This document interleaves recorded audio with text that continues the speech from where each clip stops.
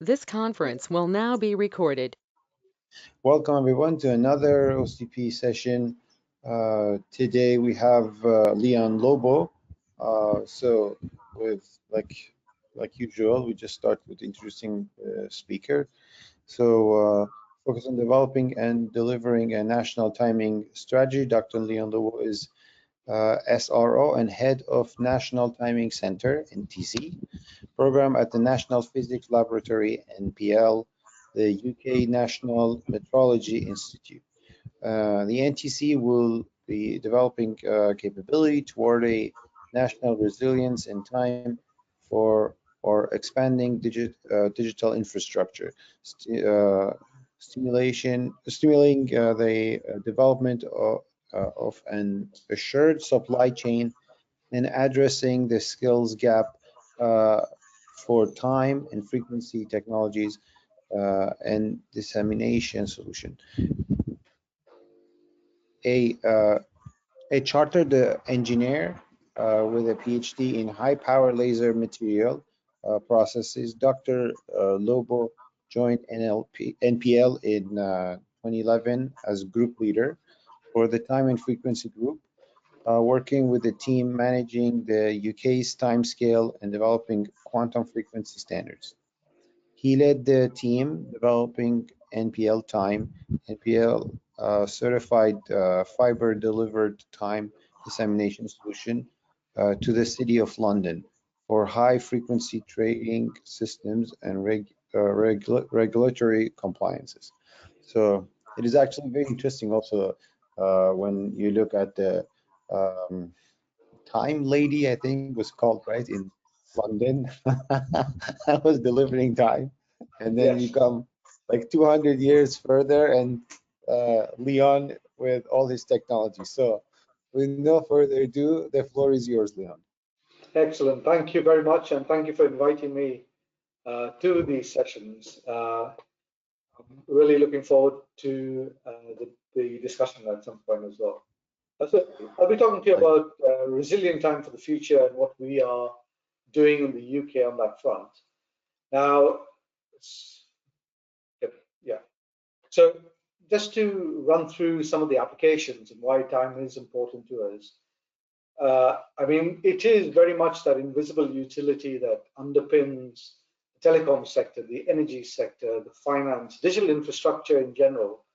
But it goes beyond that to fundamental science and developments there, defense and security, financial trading, and the like. It's going to be ever more important as newer applications emerge where smart cities become the norm, autonomous vehicle infrastructures are everywhere. It is going to be absolutely crucial to be able to synchronize those infrastructures, but also have traceability embedded to understand who did what and when. It's going to be quite critical. So how is time generated? So we all know about having atomic clocks and timing systems. I'd say that's a little bit different when you have a local clock providing timing signals to your devices, to your systems. But time in itself is developed on a coordinated basis, hence the name Coordinated Universal Time. Now, the SI second, that essentially is the unit of time, is defined by a hyperfine transition in the cesium-133 atom. Now, it's particularly important when you look at the System International and the other SI units, because the second is absolutely crucial to most of them, apart from the mole, of course. And every one of those is defined with the second embedded. And hence, it's really, really important from the point of view of metrology much wider. Now, the way coordinated universal time is generated, there's a whole series of timing laboratories globally that contribute to that. In the UK, we have a whole range of hydrogen masers, cesium beam clocks, as well as our cesium fountains that contribute to formulation of the global timescale that is UTC. In the UK, the realization is UTC NPL based in Teddington in southwest London. Now, UTC in itself is a paper timescale disseminated monthly through a report, basically, which is circular T. And the way it is formulated, those 80-year-old timing laboratories globally send in data from hundreds of atomic clocks, as well as some of the cesium fountains, to generate effectively what is called free atomic time. Now, free atomic time, the analogy is if you have a tape measure that's stretchable, the increments vary, and that's where the cesium fountains come in that contribute to that formulation, where by virtue of realizing what duration in time is a second, we can lock down that time scale and create what is known as International Atomic Time, or TAI. Now, that only becomes UTC once we understand what the Earth is doing, and based on measurements conducted using very long baseline interferometry at the IARS, essentially, if the atomic timescale and the mean solar day basically starts to diverge, that's when leap seconds get introduced. And you all know some of the challenges around that, and I'll talk to that as well. But then that's when it becomes coordinated universal time. Now, that, as I said, is a paper timescale, and Circular T publishes the offsets of each of the laboratories that contribute to that formulation. And in the future, by the end of the decade, in fact, we're looking at the second being redefined by an optical transition. So using optical clocks, which will start to then contribute as well. Now at NPL, it's quite a large team. We've got 3 different groups in a larger department, doing everything from miniature atomic clocks to clock components to high-end next generation optical atomic clocks, but also the national timescale and dissemination. So just to give you an idea, the first cesium atomic clock, which was developed at NPL in 1955, was accurate to about a second of 300 years, or a part in 10 to the 10. The cesium fountains now are accurate and stable at the part in 10 to the 16 per day. And the optical clocks that are being developed are stable and accurate at the part in 10 to the 18. So we're looking at enhancements of an order of magnitude per decade since that first clock in 1955. And that's just going to keep improving as we develop new technologies. Now, it's all well and good having a timescale contributing to UTC formulation, but it's no good to the nation unless we disseminate that. And the way we do it is a whole range of methods, from transportable clocks to the time ball, and you mentioned it, Ahmed, earlier, the Greenwich time lady and transporting time, Big Ben and the clock tower, providing that time to everyone who can see it. But things have changed. So we in the UK, from NPL, we disseminate via a RF signal, so a radio signal providing timing for typically the clock on a wall, for example.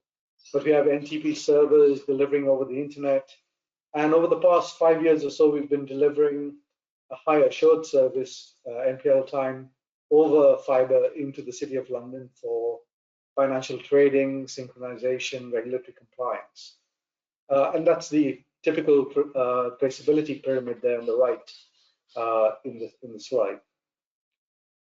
Now, the best forms of dissemination and transfer time is optical fiber, but also there are transportable optical clocks being developed in labs across the globe. Now that NPLTime service, which is over fiber, essentially provides, it's a big change from how we used to certify time. So the Greenwich lady, Ruth Belville, would synchronize the clock at the Greenwich Observatory, take it to the end user and correct their time. We now deliver the time with service levels and certification, not from the source, but at the point of use. So it's a step change now moving forward, and that typically, in this case, this service is at the microsecond level of traceability to UDC. And there are a range of different methods that could enhance that as well, like White Rabbit, for example. But we also, in order to develop these next generation of optical clocks, which surpass the cesium fountain, which are the primary frequency standards, and the realization of the second, the only way to really understand how much better these clocks are is to compare them with other clocks in other labs.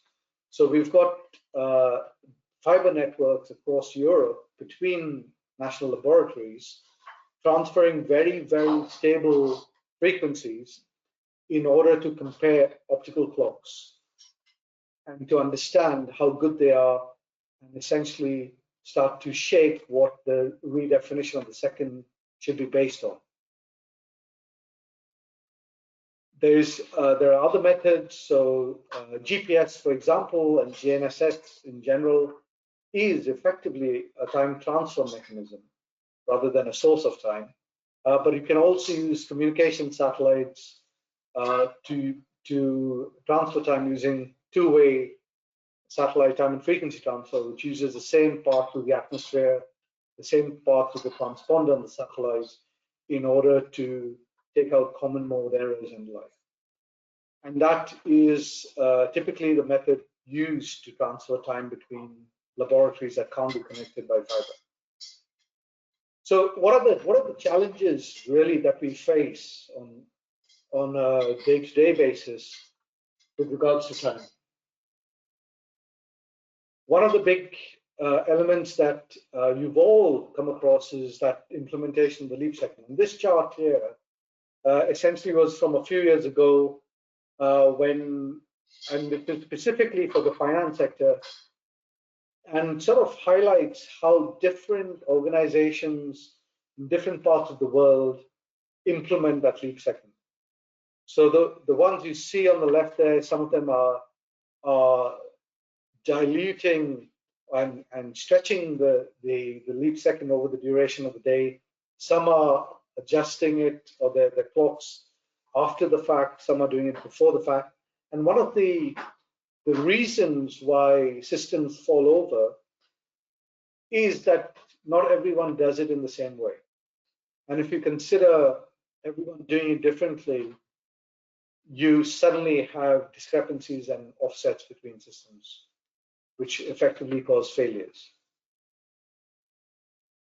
As we've coming out of this COVID pandemic and how we're operating now, this meeting, as an example, have completely started to ramp up our dependency on our digital infrastructure, which is evolving very rapidly, accelerating very rapidly. But the threat landscape is evolving and proliferating as quickly. The conflict as we know it now in Ukraine is somewhat highlighting some of that, where GNSS, which is our almost de facto method to access time, is vulnerable and could be easily affected, jammed, or spoofed. And all these emerging applications, if you're not careful, will be dependent by default on GNSS. And that's what we are starting to look at and address in the UK, but this is not just a UK problem, it's a global problem that is being considered in multiple nations. So PNT, we all know it as position, navigation, and timing. Typically, we get that, as I say, from GNSS. And in the UK, we've got 13 critical national infrastructure sectors. More important than the dependency on GNSS for any one of those is the interdependencies between sectors that is really, really critical to understand. Because should we have a loss of these signals or disruption, it's not the sector that's directly dependent that is only affected. It's every one of those because they're dependent on transport or telecoms or finance, etc. In the UK a few years ago, we reported on this. There's the Blackett report on the right that highlighted not just the dependency across our sectors, but the lack of awareness of the dependency, which is a little more crucial. The report on the left, the London Economics report, sort of quantified the loss to the UK economy at £1 billion per day over a 5-day period should we lose GNSS. And that really is the cost of not doing anything to mitigate this disruption. From the threat landscape perspective for these signals, there's everything from the space segment and whether it's debris or malicious, space weather, and we saw the effect on some of the SpaceX LEO constellation a few months ago. But in built-up environments, you have multi-path issues. But the primary ones that are being seen are things like jamming, regular events globally, and significant events in conflict zones, basically. But the element of spoofing or weakening is also something to be wary of.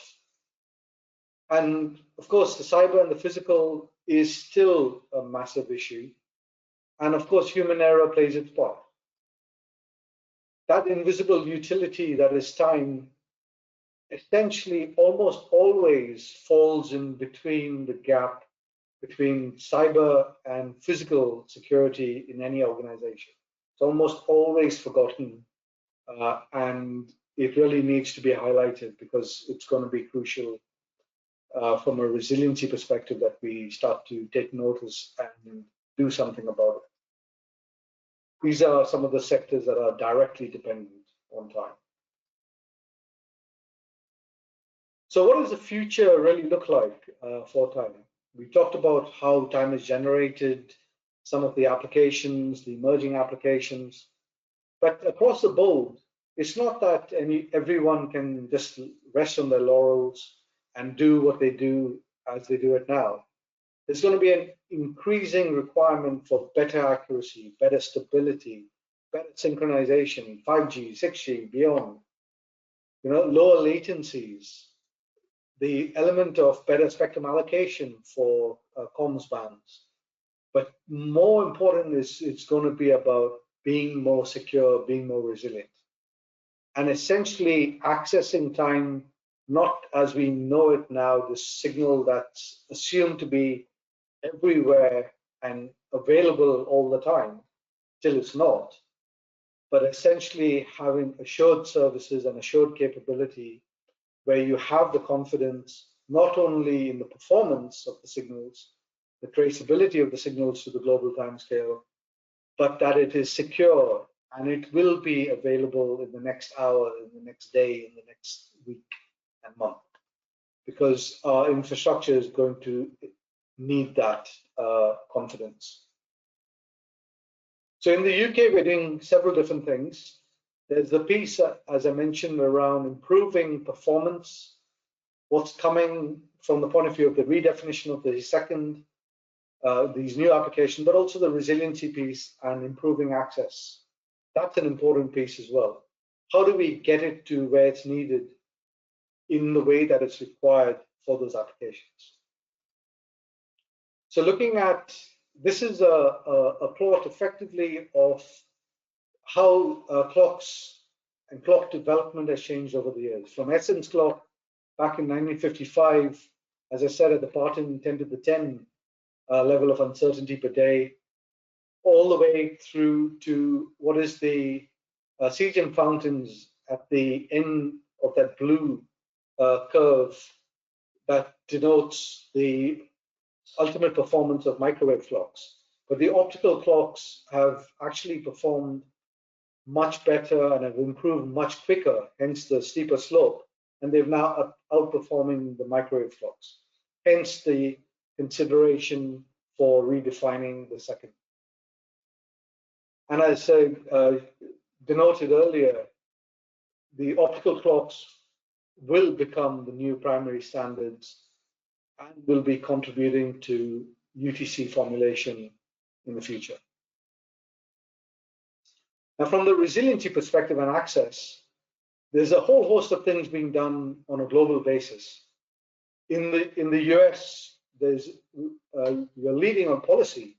There's the element around the Security and Resiliency Act that was signed into law, the element of the executive order that Trump signed in 2020, but also some policy changes, most notably that FAA order for aviation services that I'll highlight on a later slide. But in the Nordics, there are new capabilities being built to provide some form of resilience, as well as in Japan because of the Fukushima earthquake several years ago. And many countries are also considering how to deliver time and deliver it independently to GNSS. So RF broadcast systems, typically LoRaN based, in a whole host of nations across the board. This is quite an important policy change from the US DOT, where all aviation services have to transition from using GPS to terrestrial sources from USNO and NIST by 2025. And that's quite a significant statement to make. And it's the start of a whole range of different capabilities, not just the development of the supply chain, but getting industry and critical infrastructure to think differently of where they source their time from and how they use it. So in the UK, we've been running what is the National Timing Center program now for a few years, where we've got three primary objectives. The first one is about resilience, and that is about securing the core that is the national timescale because of the GNSS dependency across the board, securing it so that we can deliver new services through industry. And to that extent, we've got an objective around innovation, stimulating the supply chain, providing funding to industry to develop entirely new forms of dissemination to the end user, whether it's RF or broadcast, fiber in the ground over the internet, optical line of sight, LEO constellations, MEO constellations, and anything in between. But one of the other massive issues we've got on a global basis is the whole element of the skills pipeline in this space. It's very niche, and there are very few training courses available. So pretty much every organization we speak to has to reskill or upskill personnel rather than being able to recruit the relevant skills. And that's another thing that we are trying to resolve. So from that resiliency perspective, what was the single site that housed and operated UTC NPL, the national timescale? We are putting in place a geographically distributed capability on multiple secure sites, operating not as a primary and backups, but as a mesh capability. And that becomes the new national timescale. And the whole route to resiliency is through diversity. It's not about a silver bullet solution completely securing the capability in a bunker somewhere. It's about being able to transfer time using multiple modalities, where each modality has different failure modes, using those multiple secure sites, but also really ramping up the automation, the continuous monitoring between sites as well.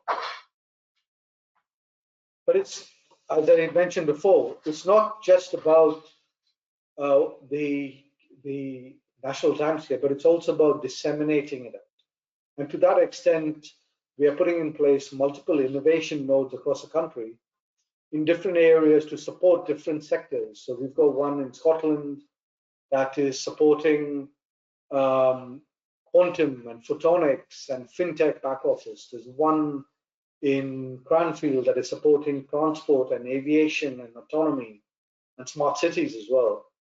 But also one in Surrey where we are looking at supporting future telecoms and 6G developments. And the idea is to stimulate R&D to enable the industry ecosystems of those locations to start to pull in their requirements, not for now, not just for now, but for the applications that they are going to develop in the future, to understand what those interfaces are going to look like, to understand what those requirements are going to be. Because really, whatever we are developing now has to be relevant for the future of the UK on that front.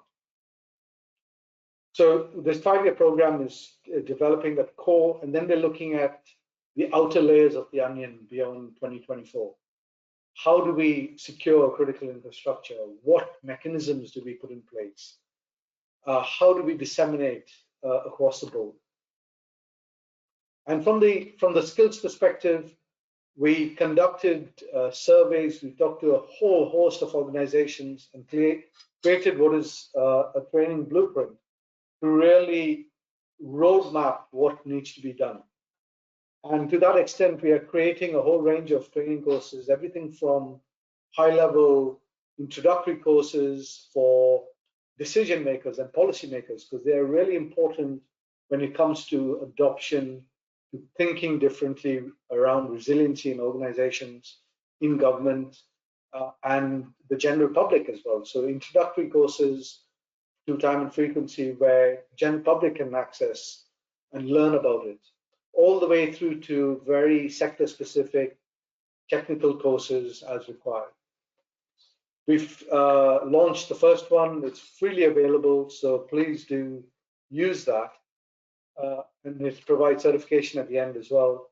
But it provides that introductory to time and frequency measurement. And we're developing the next one from that now.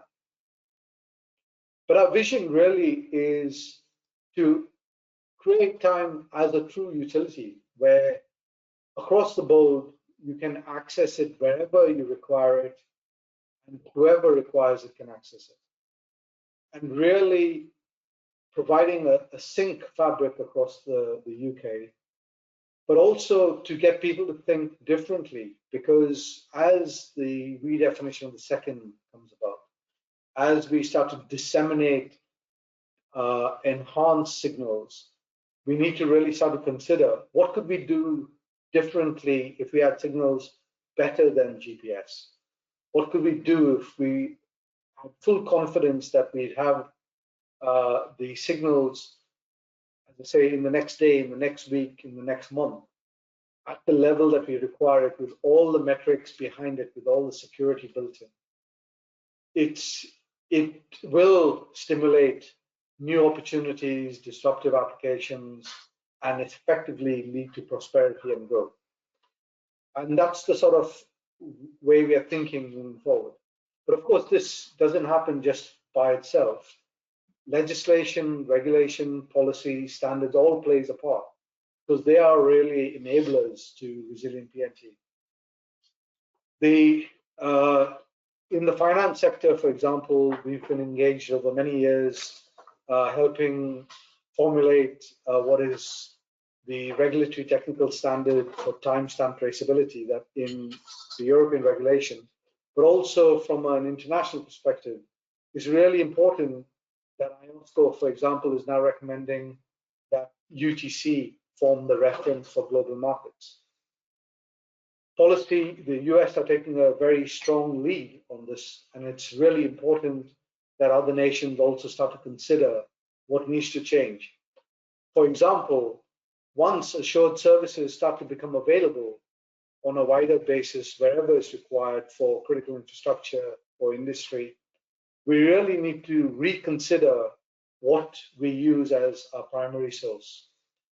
We need to consider to use these assured services as our primary supported by GNSS, not these new services as a backup or an alternative to a service that we have no control over. And I think those are the sort of changes in mindset that are going to be important moving forward to start to develop. Also, from a standards perspective, pretty much every standard that is in place in any sector that has it around synchronization or timestamp traceability, to a large extent, it's all about performance requirements. Resiliency doesn't really play a part, and any refreshes to those standards needs to start to consider that.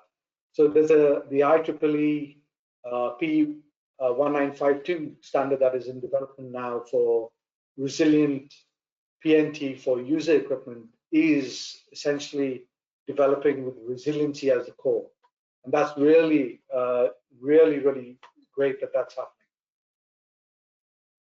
From a national position, navigation, and time and resiliency perspective, the way we see it in the UK is, as I mentioned before, it's not about a silver bullet solution. It's about resiliency through diversity, a system of systems approach to resilience, where you leverage all possible solutions that are available, whether it is terrestrial broadcasts, space assets, network deliveries, whole over clocks where required, inertial sensing for position and navigation. But what we are also trying to do is to secure what is that core in the UK, which is a national timescale, in order to feed into these capabilities as they develop. And what we'll see in the future, PNT may not look the same. What we really want to see is time as that trusted utility available at the wall, like you have power and network. You will have trusted time in the future. And that's it for me. Thank you. I'm open to questions.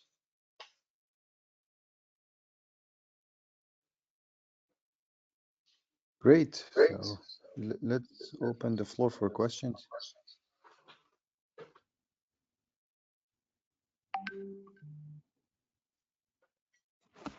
Hey, Leon. Hey, this is Lasse from TimeBreak. Firstly, thank you very much. That was extremely interesting.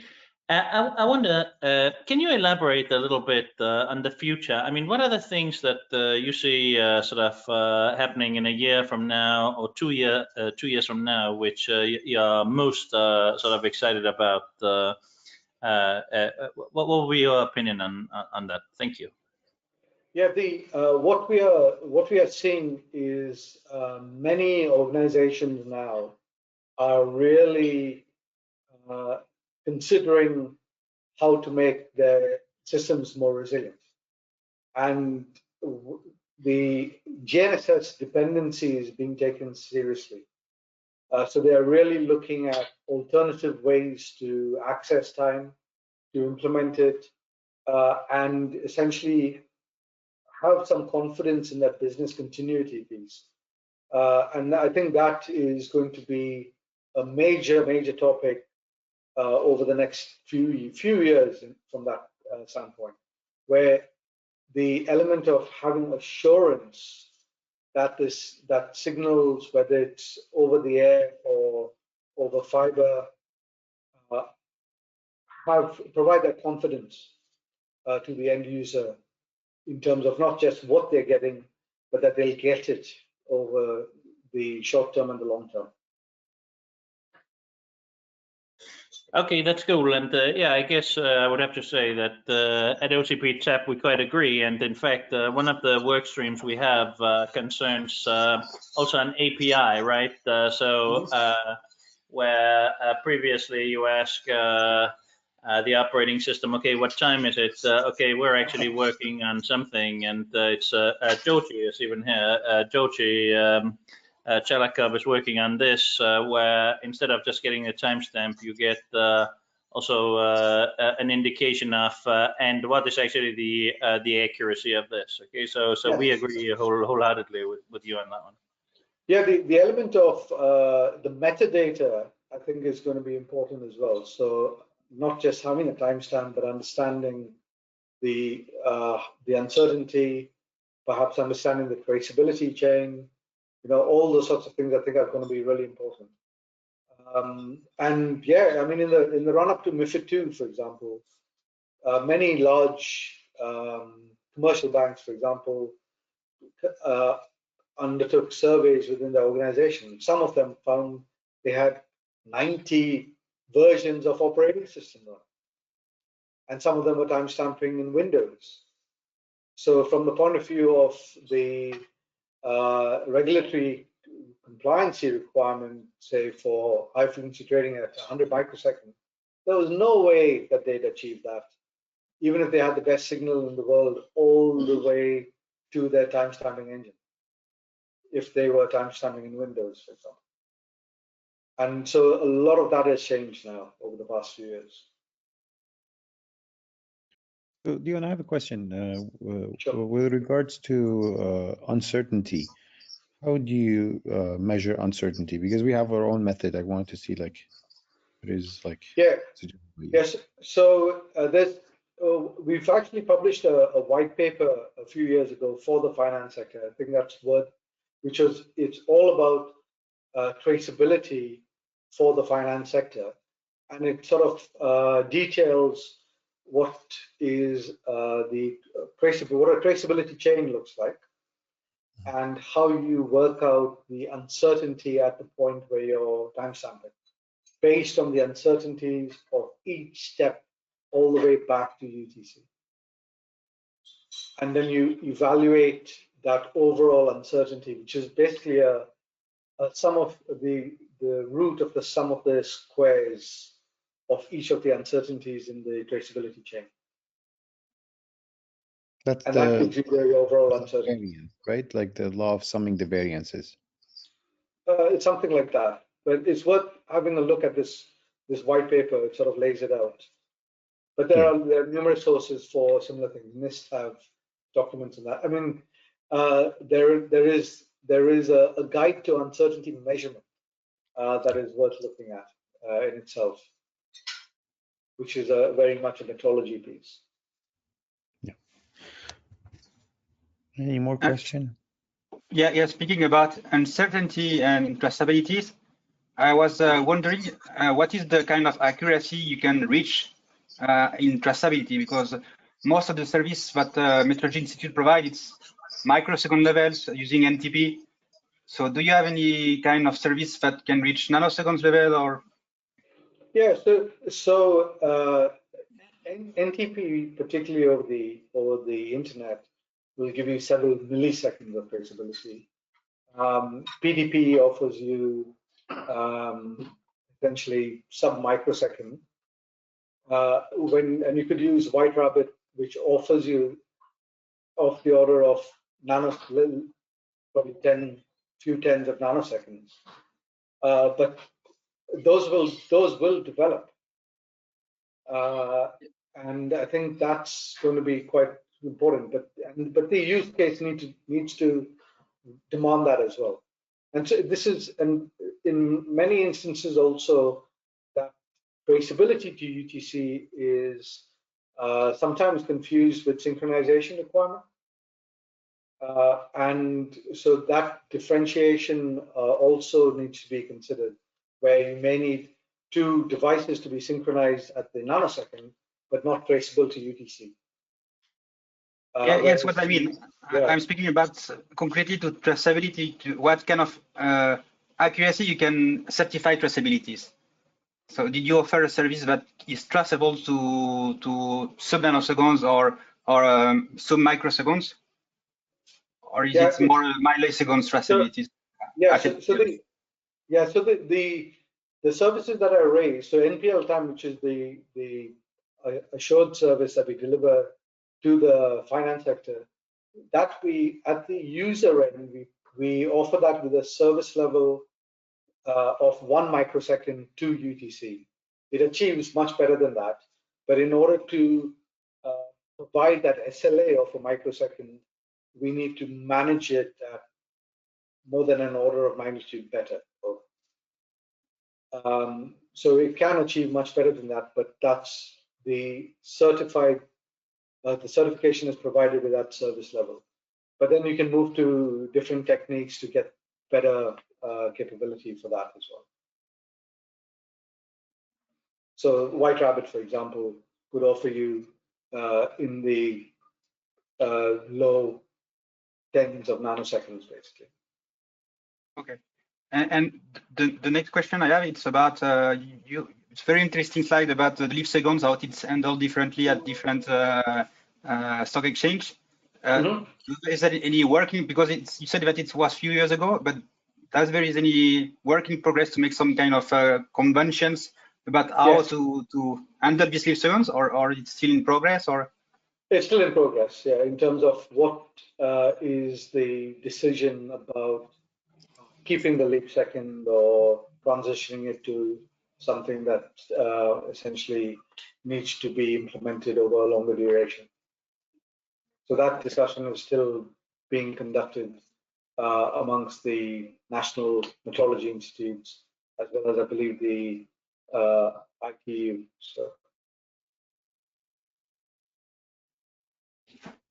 So another question I had, Leon, is about these methods, like I would say emerging methods, like that they're trying to use simply just NTP, and with some like modern machine learning techniques. Like, what do you think of those? Like, I personally, I'm not sure if I understand really how they work, because I don't see, like, probably because I'm old-fashioned. I look at like things like, okay, in terms of precision, if I don't have the precision, how am I getting it? Because, so like, any insight you have? I couldn't actually comment on that. It's not something that I'm what do you call it, close to. There may be some of the scientists at NPL who are much closer to that, but I'm not aware of what you could say the performance limitations are for that.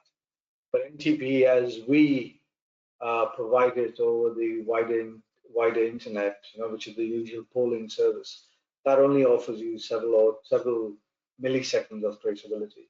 But that's down to everything like the overhead routing, all that sort of stuff. Yeah. So another question, perhaps, about leap second and like all the like difficulties that we get from basically TAI versus UT1. So from my understanding, again, we are really not a fan of continuing doing this, because it's very disruptive on our end. Because like I mean, when I look back at like why initially this was considered, there was more like because you have these astrological whatever events in the sky, and you want to have, like, let's say telescopes or something aligning to know, like, okay, this is where we are. So we basically trying to trace back our humans' oldest clock, the spin of Earth. So now when I'm thinking about, like, let's say if you keep leap second, there will be certain periods of time right before the correction of the leap second that you're almost getting to a second or minus of a second, whatever, depending of an error, right? So now, what I was wondering, let's say if we decide to freeze it and we say, like, okay, this is there should be perhaps an alternative that people can pick as the correction value for now TAI plus an offset, or we still can call it UTC.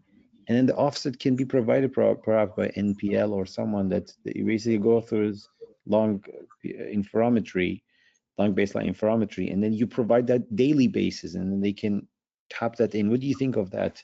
It's like leap millisecond, you know? I think that they are considering the other end of the scale. So moving to longer durations before you need to make a change. But that is being considered at the moment. So I guess we'll know more in the next year or so as to how that you could say comes to a conclusion, because it's typically been kicked into the long grass year on year on year, and hopefully we'll come to some conclusion in the next year or so. Yes. And then Like this question I receive a lot because of the article we published with my colleague. Is they say what is contributing like in terms of like the physical phenomena. I mean, they are all geological things. From what I know, is like mainly the tectonic planes are like the biggest contributors in this. Like, can you shed more light on that? Oh, I could. The few phenomena that I've read about, things like you know, tidal friction, tectonic plates, but yeah, I couldn't give you anything that was more So the educated. Let's put uncertainty it is that way. everywhere. Yeah.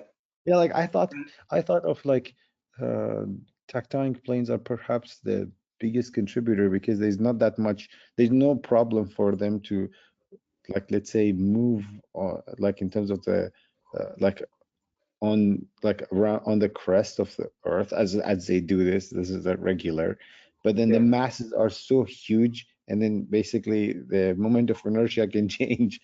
Yeah. Yeah. Yeah. I mean, Yeah.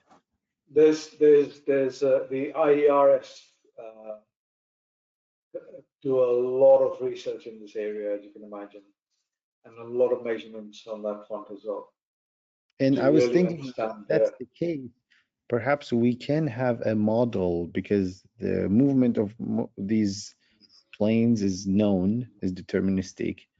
So again, to a certain That's the like thing. Yeah, it's horizon. not deterministic. Is why we have leap Oh, they're seconds. not. Okay, Yeah, okay. they're I thought not. like we know always like certain planes are like going below certain or something like I don't know. That's what I Yeah, was thinking. yeah. So that's the thing. It's one of the biggest challenges with leap seconds is that they are not deterministic.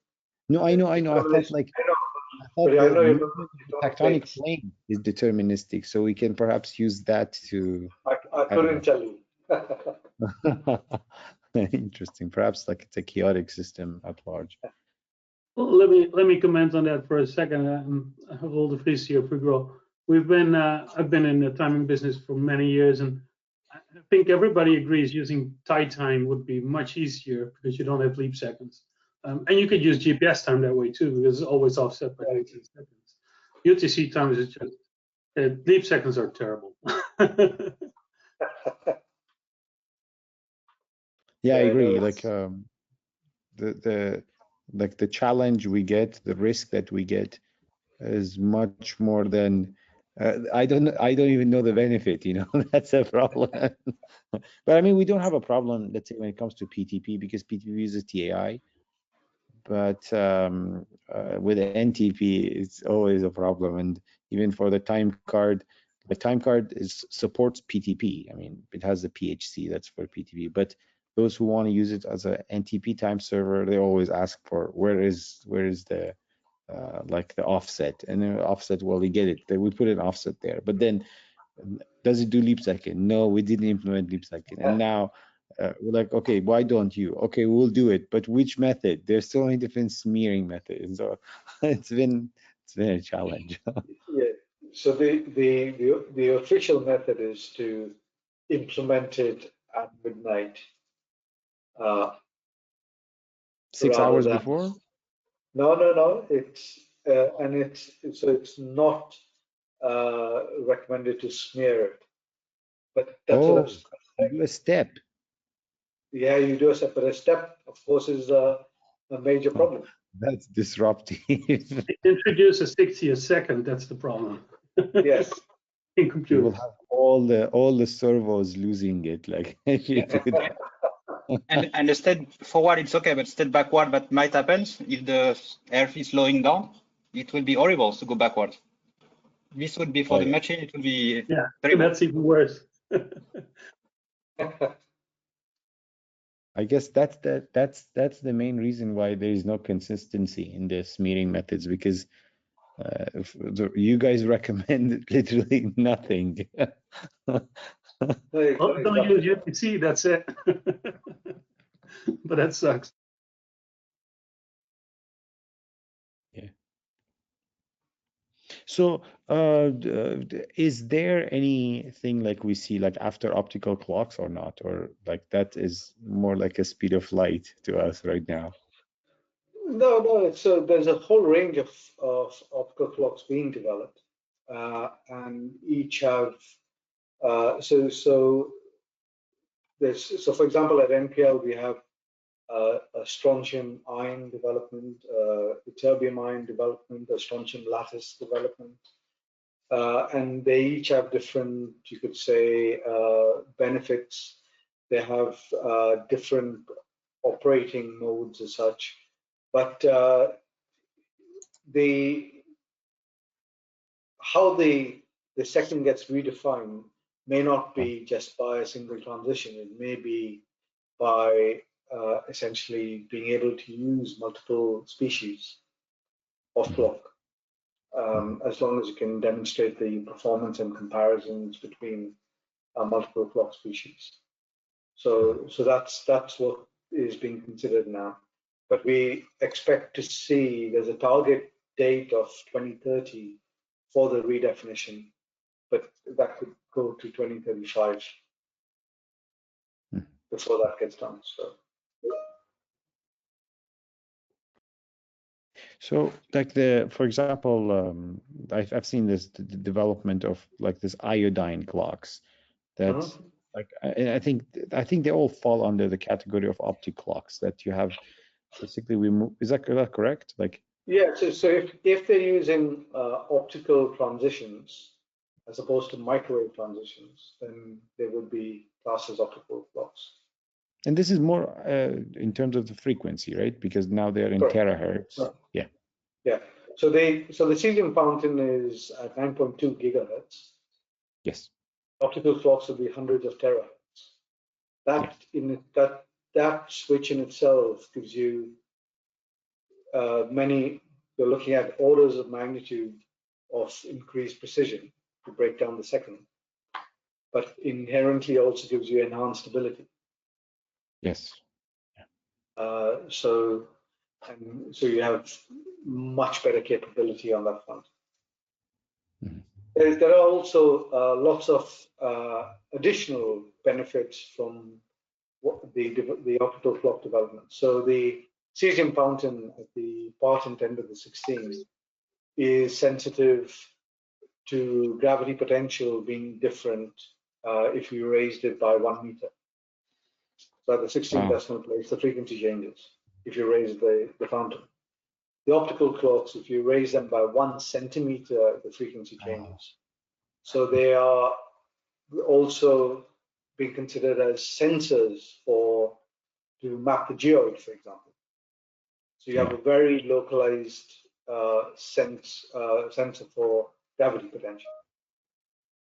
Is with respect to center of Earth rather than just, let's say, barometer that they use for height, right? Yeah, no. So many of the you could say high-end gravimeters that are used for measuring the geoid are space-based systems, and those, if you consider how they operate and what they're looking at, they are averaging over a large area.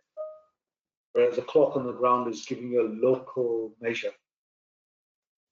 Absolutely. Now, the other thing is because the clocks are achieving stabilities and accuracies of the partant end of the 18 per day, the conventional methods for transferring the signals using SATCOM is not good enough. So we have to go to optical fiber. And in order to do that, we need to be able to transfer frequencies at stabilities better than the clocks themselves. So there's a huge amount of effort being put into that. But by virtue of that, some of the links that we have in place between our facilities in the UK, for example, it is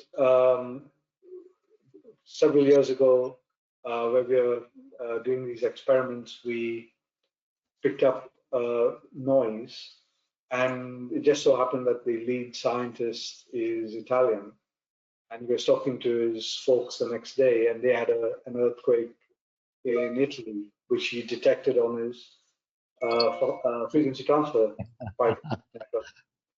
And so now we are using frequency transfer as seismic detectors. And it's really important because you can suddenly start to use all the maritime fiber networks that circle the globe for financial sectors, for the internet, as seismic detectors and early warning systems, whereas previously you would have to have specific sensors put in place in order to do that. So now you have a dual use capability for all the fiber infrastructure that's put in place. And so that's being developed. So these sorts of, at this very high end of clock development, of time and frequency transfer, it's uncovering a whole new discoveries as well, which is really interesting. So, wow. That's amazing. Any more questions? Hi guys, Ian Goff here. I've got a quick question if I can. Yeah, go ahead, Ian. Brilliant. Hi Leon, how's it going? yeah, not too bad. Good. Quick question on sort of stimulating the innovation. Obviously, I'm aware of the Time Centre and what work it's doing over the past few years and I guess a couple of years to come. Looking to understand a bit more on what's all said and done is how does all the programs of work, how does it come back to organizations like ourselves and the users in being an accessible sort of mechanism to exactly. Good question, and I failed to address that in the slide deck. We are looking at launching a new access service in Q1 of next year. So essentially, all the innovation projects that bid and ran through the innovation calls that we put out over the past 2 years have been developing new forms of dissemination, new ways to consume time. And in order to support all those new developments, we are opening up access to the signals from the core, that is the timescale. So that is in development at the moment. And so we'll be providing access from 2 data centers initially, but then we are looking at the next phase of the program to start to work with industry and government to roll it out across the UK. To, as I say, whoever requires it, wherever they require it, at the level they require it, with all the confidence in the signals that they're getting.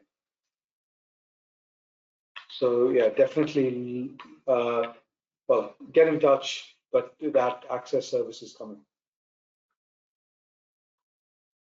Okay, great. Appreciate it. Okay, if no more questions, we thank everyone. We thank Leon first and everyone for attending. No problem at all. Well, have a good day. Thank you. I'll Thank see you, you everyone. guys soon. Thank you. Thanks a Leon. lot. Christy. Bye. Bye. Good night.